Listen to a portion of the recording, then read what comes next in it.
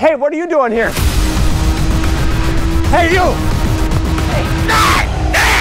Hey! What's your problem? Who are you? Boris is my name.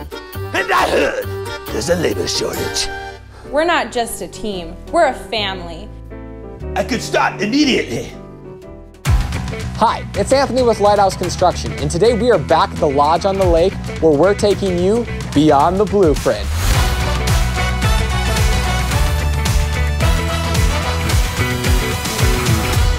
So last time we're at the job site, we're talking about a lot of the mechanical rough-ins, and that includes some of the electrical, the HVAC componentry, and so on.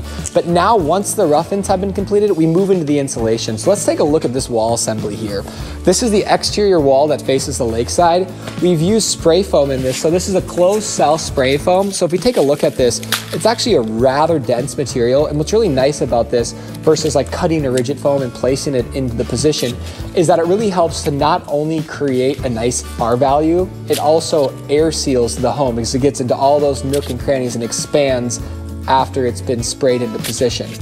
Now you can see here these gaps along the windows. These have recently been installed. This will also be filled with spray foam, and they've even gone as far as to help air seal between all of these LSLs and 2x material in this wall to really create a tight home, because we want our air exchanger to do the breathing for our home.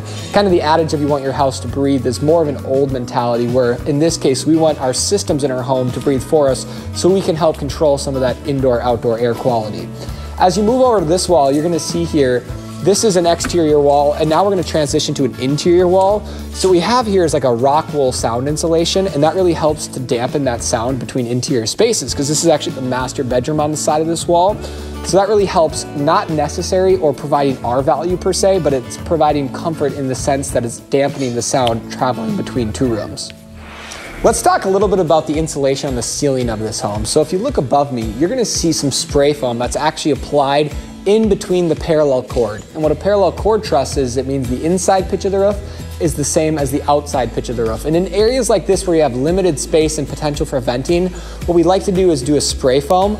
That way it really helps to create a tight home, and it's applied to the back of the roof deck. That's called a hot roof.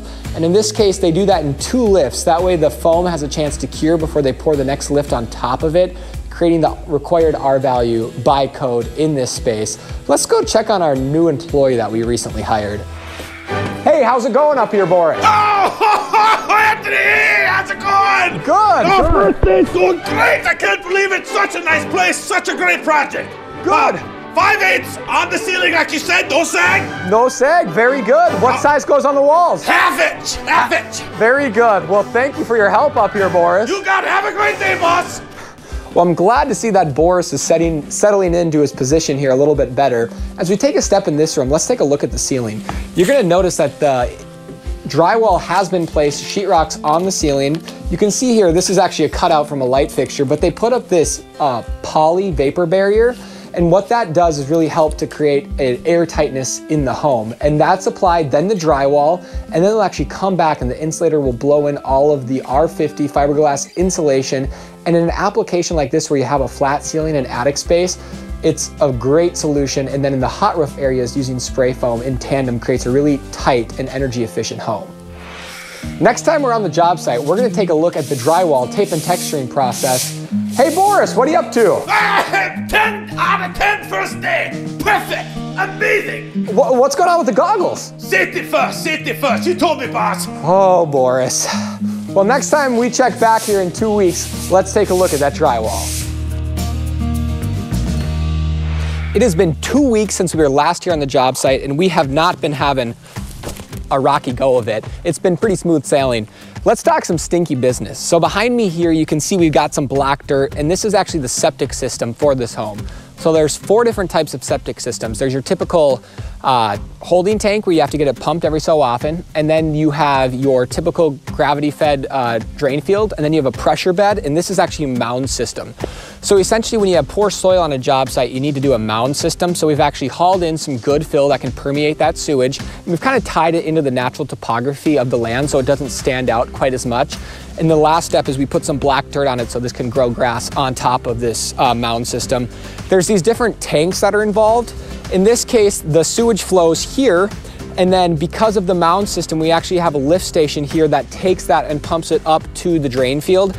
That way we can kind of cheat gravity. Otherwise that mound system would have to be below this, which just doesn't work for the grade of the existing cabin. Let's go take a look at the drywall process on the inside. So we're currently applying our third coat of mud up here. And you can kind of see we're essentially trying to hit all of the joints and where all of the screws were used to put in that drywall. So that kind of applies to both the walls and the ceiling of this space. So you can see up here we have 9-foot ceilings, so we actually have 2 sheets of 54-inch drywall there. That helps to avoid seams. The less seams, the better, and the higher quality drywall finish you're gonna get in this space. So kind of working through, they apply that mud and then they'll go back and sand everything and do a final coat of texture, and then they prime and paint from there. So it's been 2 weeks on the job, Boris. Tell me, how's it going? Boss, I feel I've mastered construction. Oh, absolutely, 2 weeks. But I want to inspire others. I want to design masterpieces, design majestic properties. And I know I have it in me, boss. I know I do. And I want to show you more. Please, give me the opportunity. Well, we'll have to see what we can do when it comes to that, Boris.